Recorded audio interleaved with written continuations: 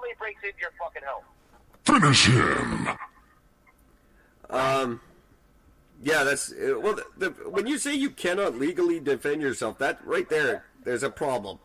I think in any circumstance, if it is defense, there's no gray area there. You're defending yourself. That's the end of that statement. That conversation's over, in my mind. That's it. You know, and I'll never forget. I brought this up a while ago when we first started doing the podcast, I believe, at some point. There's a story many years ago in Ontario where that fucking family was on vacation. They weren't even home. They were out of the country on vacation. A guy broke into their home, tripped down the stairs, and he sued the family and fucking won. yeah, that's hilarious. That's terrifying. I mean, could you imagine? I could break into somebody's home, get a sliver, and then I can sue them because their furniture gave me a splinter. Yep. While I was illegally in their home. That's the same as the girl who sat on the bench at Rona. There was a sign on the bench said "Do not sit." There's a sign on the door said "Don't sit on the bench." She sat on the bench. She got $40,000. Wow. Because the bench broke under her, but it's a ridiculous situation. Hey, 2021, vote for Eric, and we will at least on a municipal level make some changes. But yeah, laws like that are just things that people don't open the books to, and they're stupid, and they never should have existed in the first place. I just don't get how there's any more than a single human being. I can get how one person can come up with a theory like this and be like, yeah, I don't think people should do this. I don't get how there's another human being in any room, anywhere, that's going to sit back and go, wait a minute, you're a fucking moron and you shouldn't be in this position, and I'm going to make sure that you never get the chance to pass a law again if this is what you're going to do. Well, that's why they... Those are I still haven't been able to find out who the fucking person was that wrote this fucking law. Well, because when I find out, you can bet I'm breaking into that motherfucker's house and I'm going to beat him fucking senseless, and he can't touch me. Okay, first of all, you can always find out who motioned a proposal like that. That's just in the books. But yeah, they're backbenchers, and they're put in the back so that people don't hear them. Those are the ones that call you out on their shit. But our government's not set up in a way where we listen to those ones, because it's far from being actually democratic. We don't listen to the ones who question us. We send them out to the boonies, and we listen to the ones who say yes to everything we do. That's how our politicians are. If you question, who benefits from this, though? I mean, like, nobody. Who benefits? There is not one person, aside from the direct criminal, not one person, unless if it's, the lawyers? Well, you got to keep in mind a lot of these people are lawyers. Yeah, but, I mean, these guys, the lawyers might benefit in the sense, but, I mean... I think Harper just went... not benefiting because they're putting people in jail that cost them $115,000 a year to keep in jail. Well, that's just it. Crime pays, man. Whoever said crime doesn't pay, they were on the wrong side of the industry, because if you're on the side that's prosecuting, it pays pretty nicely. And the last thing on earth you want to do is put an end to crime. That would be, you'd devastate the economy. But even though you wouldn't, because of course if you put into crime, then you're not spending $115,000 fucking dollars per person. Yeah, but keep in mind, in Canada, that's only for, what did you say, 45,000 people. That's less than Walmart makes in a day. It's not huge money we're talking there. In Canadian terms, it definitely is, but in the terms of the kind of money these people make, it's barely what they've got in their fucking ashtrays of their whatever they're driving these days. I don't know, Teslas, I guess, maybe. Sure. God, fucking damn it! I just, why? Just fucking why? How does this? I just don't understand how the fuck this happens.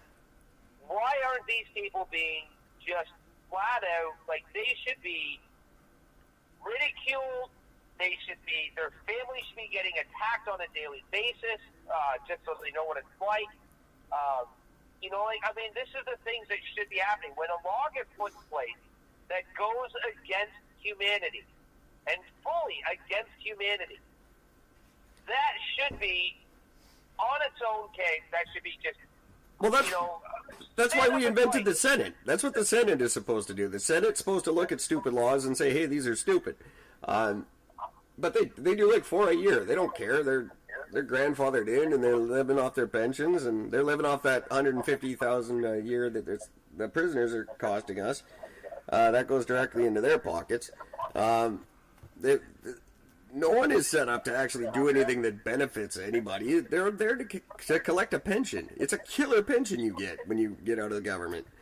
I stood to get something retarded if I actually made it to mayor for 3 goddamn years. And I will in 2021. Vote Eric. I can't do that. I can't campaign early. It's against the rules. But, you know.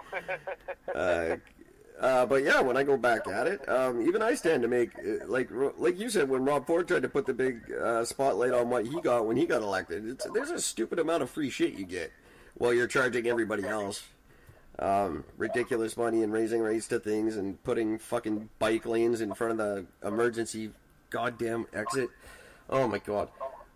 I'm so glad he's gone. Not that our new guy's doing any better, although he was the first semi-impressive guest we had on the show. Yeah, it's true. And it was great of him to do that. He hasn't done anything he told us he was going to do that day you talked to us, but I'm still waiting, Kennedy. I know you're going to come back. Eventually.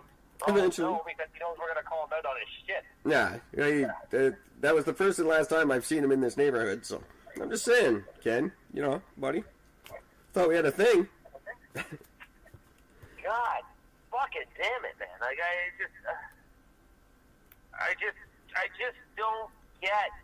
I just don't understand it. There's just no rhyme or reason to this anymore. Like they produce laws that do nothing. Real quick, they absolutely do nothing. I just want to clarify for our new listeners, and we have kind of a captive audience in the room tonight. I want to clarify. I ran for mayor in 2018. Didn't do very well. I had to drop out due to illness. But I had Kennedy Stewart on the podcast with us before he was mayor, and he gave us an outline of his platform and everything he was going to do for the downtown east side. He stood in Pigeon Park, gave us a whole song and dance, and I know it's only been a few months, but I'm not seeing a whole lot of positive coming from his government yet. Nothing. Anyway, that's the context of what I'm babbling about there. I just he didn't mention anything specific about it. That's the Atira building, is it not? Oh, the 58, right. God, that's good God back and forth so many times. It's going to be interesting to see what happens now that Army and Navy's out of the neighborhood. Because they're going all Cordova. They're off Hastings completely by the end of this month, I believe. So that whole side of the street's going to start getting developed. They're not going to want that garden across the way. I would imagine that whole thing is going to be gone real fast. That's a good question. That's something I'm going to have to look into. Sorry, Ontarians and Gord.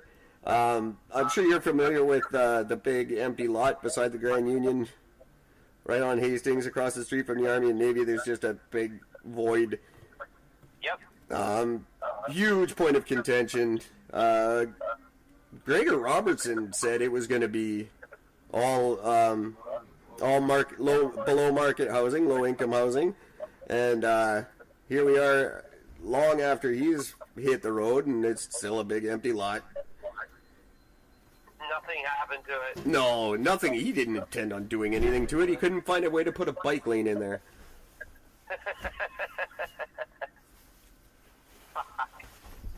But just more uselessness, and I know it seems like a frivolous topic, but frankly, I'm getting sick of it.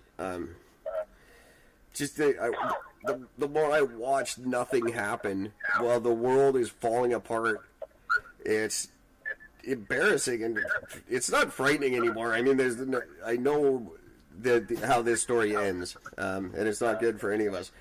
But just the fact that we're letting these people now, that we're hiring fucking talk show hosts, because why not? I mean, who's next? Who's after Trump? Alf?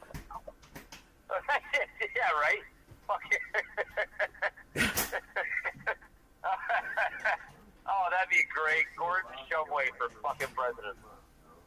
Where do you go? The entire cast of Hollywood Squares? Actually, they should just have Hollywood Squares instead of Congress. That'd be brilliant.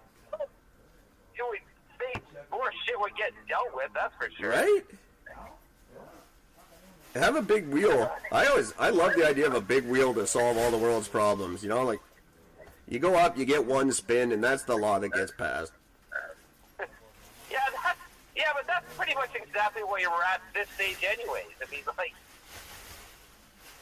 When I win, I'm just going to have a big dartboard.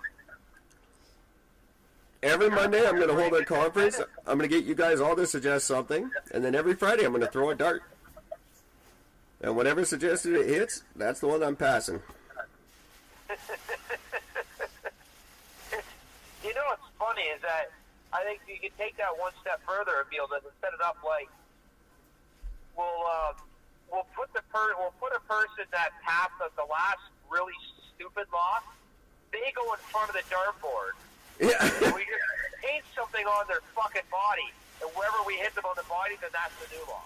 Do you think this isn't how North Vancouver went from a giant water slide down the middle of the fucking city to a giant useless Ferris wheel at the bottom of the city? That's someone has beat us to this idea. I'm talking to you, Daryl Masato. You're a genius in my mind. A genius at something. I just don't know what the fuck it is. Like, see, there's a thing. In a city being absolutely pushed and pulled constantly by three governments that can't agree on anything and a First Nations that just disagrees by proxy, and the best he could come up with was, fuck it, let's put a big water slide down the big hill. For the record, I love the idea of that giant water slide. Everybody loved the idea. It's why he got reelected, but it was a useless, stupid thing to do. Oh, yeah, but great for tourism, great for the local area, for the local businesses and things like that, but at least there was a point to it. You know what I mean? Like, at least there was something that came out of it. Thank God he didn't get away with his bike to his fucking electric road to pull you up the other side. That was hilarious. Would have ended up costing it just to... But hey, he's my favorite mayor by far. And I met him a couple of times too. He used to shop at Dick's Lumber quite a bit. Oh, really? Oh yeah, he's a good guy. Kenna, that's what you want. Just a blue collar dude. Yeah, I don't care. Let's get drunk and do a big water slide down the hill. Oh, we should put a Ferris wheel at the bottom. Yeah, consider it done. I wonder if it was one of the things where it started off where somebody went, so I got this bit of a thing for latex. What can we do with that? Guy's like, well, what if we put a giant fucking water slide down fucking Lonsdale? Well, that's a lot of fucking latex. I could wear a latex suit in public and I wouldn't get judged. I'd be like saying, hey, look, I'm just so into this. I'm wearing my own rubber. And that's why you'll be my deputy mayor the day I win. I'll be the one wearing the fucking latex. Yeah, just handing out gold decks of cards and walking around in latex. I'm in. I don't care. I'm in. I guess since there's been absolutely no point to this episode, that we should bring people to the point of your contest. Big draw coming May 17th. We've actually had a couple of entries so far, so things are heating up, getting real exciting. But get your entries in. You got plenty of chances to win. Draw date is May 17th. It's for the ultimate barbecue set. Russian estimators value this thing at $1,500,000. It's, by my math, probably closer to about $500 by the time you get it. But Gord, why don't you explain what it is? Yeah, like Eric said, this is an awesome fucking set. You get everything you need. It's your tongs, it's your set of steak knives, it's your barbecue skewers, it's a carving knife, it's your carving fork, it's the salt and pepper shaker that comes with it. It's all stainless steel. Wait, hold on. How am I going to carry all of that? It comes in a stainless steel case, so you look like a fucking spy. It's amazing. That's ridiculous. And it could possibly come with a reel